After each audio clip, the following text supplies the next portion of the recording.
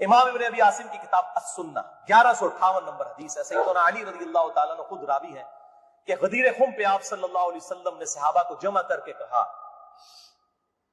کہ اے میرے صحابہ، کیا تم اللہ کو رب مانتے ہو، مجھے اپنا پیغمبر مانتے ہو؟ صحابہ نے کہا بلا یا رسول اللہ، کیوں نہیں. پھر کہا کیا تم اللہ اور اس کے رسول کو سب لوگوں سے بڑھ کر محبوب سمجھتے ہو؟ کہا کیوں نہیں. پھر آپ صلی اللہ علیہ وآلہ وسلم نے فرمایا کہ پھر اگر تم مجھے اور اللہ کو محبوب رکھتے ہو، پھر فرمایا من کنت مولاہ فہذا علی مولاہ، پھر جس کا مولا میں اس کا مولا علی. جگری یار، مولا کا مطلب جگری یار، جس نے سورہ التحریم کی آیت نمبر 4 میں ہے ان اللہ ہوا مولا ہوا جبریل و صالح المؤمنین. اللہ کے نبی کا مولا ہے جبریل، فرشتے اور تمام صالح مومنین مولا ہے. نبی صلی اللہ علیہ وسلم ان کے مولا ہے، وہ ان کے دلی محبوب ہے. چوتھا طریق سنن نسائی الکبریٰ میں انٹرنیشنل نمبر کے مطابق 8478 سیدنا ابو طفیل عامر بن واصلہ رضی اللہ تعالیٰ عنہ، یہ وہ صحابی ہیں جو سب سے آخر میں فوت ہوئے 110 ہجری میں. نبی صلی اللہ علیہ وسلم کی وفات کے بعد 100 سال تک زندہ رہے ہیں. ابو طفیل عامر بن واصلہ جنگ جمل صفین نہروان میں سیدنا علی کے ساتھ رہے. کدھر 37 ہجری میں جا کے جنگ جمل صفین ہو رہی ہے اور کدھر 110 ہجری میں یہ فوت ہوئے ہیں. اور ان کی حدیثیں نبی صلی اللہ علیہ وسلم سے بھی روایت ہیں اور سیدنا علی سے بھی انہوں نے کئی حدیثیں روایت کی ہیں. وہ کہتے ہیں کہ کھلے میدان میں سیدنا علی رضی اللہ تعالیٰ عنہ نے، یہ صفین کا ہی موقع تھا، پبلک کو جمع کیا، اپنے ماننے والوں کو جو ساتھ تھے، شیعان علی، شیعہ کا مطلب ہے گروہ کے بندے. تو پھر ان سے وہ حدیث بیان کی کہ ذرا مجھے بتاؤ نا کہ تم لوگوں نے نبی صلی اللہ علیہ وسلم سے یہ حدیث سنی تھی؟ تو کئی لوگ گواہی کے لیے کھڑے ہو گئے. پھر وہ پوری حدیث بیان کی جو آپ صلی اللہ علیہ وسلم فرمایا النبی اولا بالمؤمنین من انفسہم، نبی صلی اللہ علیہ وسلم مومنین کی جانوں پر ان کی جانوں سے بڑھ کر حق رکھتے ہیں، اور نبی کی بیویاں امت کی مائیں ہیں. اس آیت کے تحت اے صحابہ کرام، اے میرے امتیوں، کیا تم مجھے سب سے بڑھ کر محبوب رکھتے ہو؟ سب نے کہا بلا یا رسول اللہ. پھر آپ صلی اللہ علیہ وسلم نے مولا علی کا ہاتھ پکڑا، یوں بلند کیا صحابہ میں اور کہا من کنت مولاہ فہذا علی مولاہ، پھر جس کا جگری یار میں اس کا جگری یار علی بھی ہونا چاہیے. ہاتھ پکڑ کر. اچھا ابو طفیل عامر بن واصلہ کہتے ہیں یہ حدیث جب میں نے سیدنا علی سے سنی تو میں ہل گیا. میرے دل میں قلق تھا کہ نبی صلی اللہ علیہ وسلم نے اتنی بڑی بات کی حضرت علی کے بارے میں اور صحابہ کرام نے رضوان نے گواہی دی. اس میں آگے الفاظ یہ موجود ہے کہ اس میں ہی الفاظ موجود ہے کہ آپ صلی اللہ علیہ وسلم نے اسی حالت میں کہا اے اللہ جو علی سے محبت رکھے اس سے محبت رکھ، جو علی سے دشمنی رکھے اس سے تو بھی دشمنی رکھ. یہ بہت بڑی بات ہے. ابو طفیل کہتے ہیں میں نے کہا یہ حدیث، میں کہتے ہیں میں باہر نکلا، میں نے کہا سب سے سینئر صحابی شروع کے مسلمان ہیں زید ابن ارقم. وہ پہلے تیار بیٹھے ہیں زید ابن ارقم. تو بولے گا نہیں زید بن ارقم کون ہے، تو ہم جماعت اسلامی نے اسکول بھی نہیں دار ارقم بولن گے. تو دار ارقم انہی کے نام پہ رکھے ہوئے ہیں کیونکہ دار ارقم سب سے پہلا گھر تھا جہاں نبی صلی اللہ علیہ وسلم دعوت توحید کیا کرتے تھے. زید ابن ارقم کے پاس گئے، ان کا زید آپ تو سابقون اور اولون میں سے ہیں، مجھے بتائیں حضرت علی نے یہ حدیث بیان کی ہے اور اتنے لوگوں نے گواہی دی ہے. انہوں نے کہا تو کیا بات کرتا ہے، میں نے تو خود نبی صلی اللہ علیہ وسلم سے یہ حدیث سنی ہوئی ہے من کنت مولاہ فہذا علی مولاہ، اور اے اللہ اس سے محبت رکھ جو علی سے محبت رکھے، اس سے دشمنی رکھ جو علی سے دشمنی رکھے. یہ وہ حصہ ہے جس کا ابن تیمیہ نے انکار کیا منہاج السنہ میں. پھر شیخ البانی نے پھر صفوں کے صفحے کالے کیے ہیں کہ ابن تیمیہ میں جلد بازی کی عادت تھی اور مبالغہ آ رہی تھی. سلسلہ احادیث صحیحہ 2223 نمبر حدیث کے کانٹیکسٹ میں شیخ البانی نے سخت گرفت کی. اچھا پانچواں طریق صحیح مسلم میں 3713 ہے، جامعہ ترمذی میں 3713. پانچواں طریق من کنت مولاہ فہذا علی مولاہ، زید بن ارقم سے جابر بن عبداللہ سے رضی اللہ تعالی عنہ. چھٹا طریق مسند احمد میں ہے انٹرنیشنل نمبر کے مطابق 19321 جلد 4 صفحہ 370 پر کہ سیدنا علی نے جب پوچھا گواہی دو گے اس حدیث کی غدیر خم کی، تو 30 صحابہ وہاں پر کھڑے ہوئے اور باقی پوری حدیث وہی ہے سنن نسائی الکبریٰ والی کہ اے اللہ اس سے محبت رکھ جو علی سے محبت رکھے، اس سے دشمنی رکھ جو علی سے دشمنی. تو ہمیں تو بڑا فخر ہے، ہم تو علی سے نہ صرف محبت رکھتے ہیں، علی کے دشمنوں کو للکار رہے ہیں الحمدللہ. تو اللہ تعالیٰ اسی عمل کے سبب، اس عمل کا وسیلہ اللہ کے حضور پیش کرتے ہیں کہ اللہ تعالیٰ ہمیں محبوب رکھے. آمین. بھائی یہ غدیر خم پہ آپ صلی اللہ علیہ وسلم نے خطبہ کیوں دیا؟ اس کی میں نے حکمت کئی لیکچرز میں بیان کی، یہاں پہ بھی بیان کر دوں. یہ آپ خطبہ حجۃ الوداع پہ بھی دے سکتے تھے، وہ روایتیں ضعیف ہیں. غدیر خم اس موقع پر پہنچ کر سب لوگ عرب کے جا چکے تھے سوائے اہل شام کے اور اہل مدینہ کے. اور اہل شام صفین میں سیدنا علی کے خلاف کھڑے ہوئے، اور اہل مدینہ میں جو کچھ لوگ تھے انہوں نے اہل مدینہ کے ساتھ زیادتی کی، کچھ ان کے ساتھ زیادتیاں ہوئی. اہل مدینہ اور اہل شام کو اصل میں ڈرایا گیا، کیونکہ واقعہ ہرہ میں اہل مدینہ کے ساتھ ظلم کیا یزید نے، اور صفین میں جو ہے وہ حضرت معاویہ جو فوج لے گئے وہ شامیوں کی تھی. اس لیے نبی صلی اللہ علیہ وسلم نے حضرت علی کے بارے میں یہ کرٹیکل حدیث وہاں پر بیان کی تاکہ شامیوں کو اور اہل مدینہ کو ڈر سنا دیا جائے. یہ اس کی ٹیکنیکل ریزن.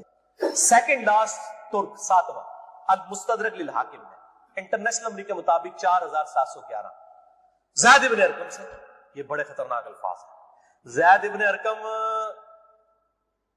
ڈر جاؤ زید ابن ارقم کرو، جیڑی روایتیں انہوں نے بیان کی تھی. زید ابن ارقم کہتے ہیں کہ نبی صلی اللہ علیہ وسلم نے فرمایا تھا غدیر خم پر کہ میں اپنے بعد دو بھاری چیزیں چھوڑ کر جا رہا ہوں، قرآن اور اہل بیت. یہ قیامت تک اکٹھے رہیں گے یہاں تک کہ حوض کوثر پہ آ کے مجھ سے ملاقات کریں گے، قرآن اور اہل بیت. آٹھواں طریق اس سے ریلیٹڈ، غدیر خم کا تو نہیں لیکن ریلیٹڈ ہے، اس لیے میں نے اس کو بیان کرنا ضروری سمجھا. المستدرک للحاکم میں انٹرنیشنل نمبر کے مطابق 4628. یہ حدیث بھی بڑی اہم حدیث ہے. ابو ذر غفاری کا غلام تھا ایک ابو ثابت، وہ کہتے ہیں میں جنگ جمل کے بعد حضرت ام سلمہ ہماری جو ماں ہے جو آخر میں فوت ہوئی واقعہ کربلا کے بعد بھی، ام سلمہ ام المؤمنین رضی اللہ تعالی عنہا و علیہ السلام، کہتے ہیں میں ان کو ملنے گیا. اماں نے پوچھا، اماں ام سلمہ ہوتے اگر میں لیکچر دیا نا بنو امیہ کے خلاف جتنی حدیثیں ہیں نا، جتنی حدیث ہے ممبروں پہ لعنت کرنے والے کے خلاف، سیدنا علی کو گالیاں دینے والوں کے پر عتاب، سب کی سب ام سلمہ سے. ام سلمہ پہ اگر ایک میں پورا لیکچر دے سکتا ہوں کہ انہوں نے جو بنو امیہ کے خلاف حدیثیں روایت کی ام سلمہ نے، نبی صلی اللہ علیہ وسلم کی بیوی. ایک بریلوی دیوبندی اہل حدیث شیعہ نہیں تھی بھائی، نبی صلی اللہ علیہ وسلم کی بیوی تھی. یہاں پر بھی ام سلمہ کو وہ تابعی کہتا ہے میں تو جمل سے آیا ہوں. تو انہوں نے پوچھا کہ بتائیے جنگ جمل میں کیا حال ہوا؟ ان کا اماں میں جنگ جمل میں جو ہے وہ سیدنا علی کا ساتھی تھا.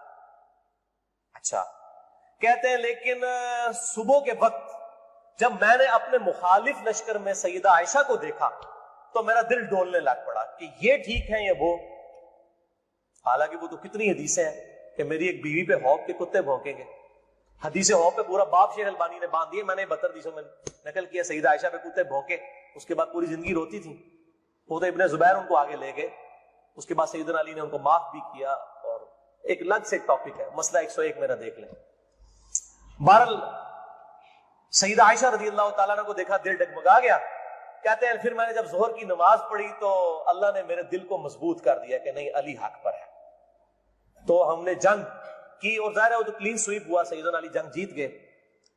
تو ام سلمہ نے پتہ کیا کہا؟ انہوں نے یہ نہیں کہا کہ یہ مشاجرات صحابہ مجھ سے کیوں ڈسکس کر رہے ہو، دو ہی ٹھیک نے.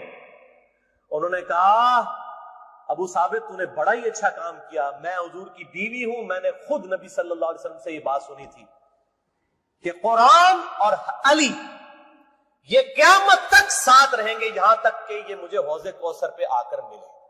اس سے مراد نہیں کہ حضرت علی زندہ رہیں گے، مراد یہ ہے کہ علی کا جو سٹانس ہے اور قرآن کے ساتھ ہے، تو علی اور قرآن ساتھ رہیں گے یہاں تک کہ حوض کوثر پہ آ کے مجھے ملے.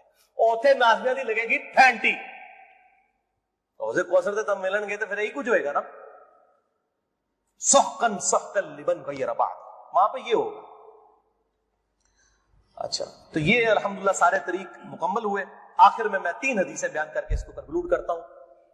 المستدرک للحاکم میں صحیح سند کے ساتھ 4717 نمبر حدیث ہے ایک طریق. شیخ البانی، شیخ زبیر علی زئی دونوں نے صحیح کہا. امام حاکم، امام ذابی نے موافقت کی کہ آپ صلی اللہ علیہ وسلم نے فرمایا اللہ کی قسم ہم اہل بیت کے ساتھ جو بغض رکھے گا اللہ تعالیٰ اسے ضرور دوزخ میں داخل کرے گا. کہتے ہیں یزید کا معاملہ اللہ پہ چھوڑیں. امام ذہبی نے لکھا ہے کہ سب سے بڑا ناسبی یزید تھا، اللہ پہ چھوڑیں. بغض نہیں تھا، جو ممبروں پر لعنت کرواتے تھے بغض نہیں تھا. یہ پتہ نہیں کیڑی ایکویشن ہے. تو جھوٹا دفاع کرتے ہیں بنو امیہ کا. اور اسی کا طریق ہے 4712 نمبر اور سلسلہ حدیث صحیحہ میں 2488 شیخ البانی لے کر آئے ہیں. یہ بہت خطرناک ہے. آپ صلی اللہ علیہ وسلم فرمایا اگر کوئی شخص پوری زندگی حجر اسود اور مقام ابراہیم کے درمیان نمازیں پڑھتا رہے اور روزانہ روزہ رکھے اور اس حال میں مرے کہ اس کے دل میں بغض اہل بیت ہے, اللہ کی قسم ضرور دوزخ میں ڈال دیا جائے گا. وہ تو ہڈیاں روائی دینا کس کام دیا نے بھائی, تو ہڈیاں پکڑیاں کس کام دیا نے؟ اگر بغض اہل بیت ہے, باڑ میں گیا سعودیہ کا پیسہ, باڑ میں گیا ایران کا پیسہ, اپنی آخرت کی فکر کرو کہ نا خوش کر دے گو تسی اللہ کے بندے ہو, آیا کرو. دوسری حدیث امیر المؤمنین سیدنا ابو بکر الصدیق رضی اللہ تعالیٰ عنہ علیہ السلام کا قول صحیح بخاری میں حضرت حسین والے چیپٹر میں ہے, نبی صلی اللہ علیہ وسلم کی بیویوں والے چیپٹر میں نہیں ہے. امام بخاری کو پتا سیکھ کے اہل بیت کون ہے, اسپیشل اہل بیت کون ہے اور یوزول اہل بیت کون ہے. امام بخاری حضرت حسین والے چیپٹر میں اس کو لے کے ہیں 3751. سیدنا ابو بکر صدیق رضی اللہ تعالیٰ عنہ علیہ السلام کہتے ہیں کہ محمد صلی اللہ علیہ وسلم کی محبت کو اہل بیت کی محبت میں تلاش کرو. یہ ابو بکر صدیق کا فتویٰ ہے, رفع دین میں تلاش نہ کرو. محمد صلی اللہ علیہ وسلم کی محبت کو اہل بیت کی محبت میں تلاش کرو, اور اہل بیت کو حضرت حسین والے چیپٹر میں لے کے آئے 3751. اور آخری حدیث صحیح مسلم میں, وہ ریپیٹ کر لیں, 240 نمبر کتاب الایمان میں سیدنا علی کہتے ہیں اس اللہ کی قسم کہ جس نے دانے کو پھاڑ کر اس میں سے اناج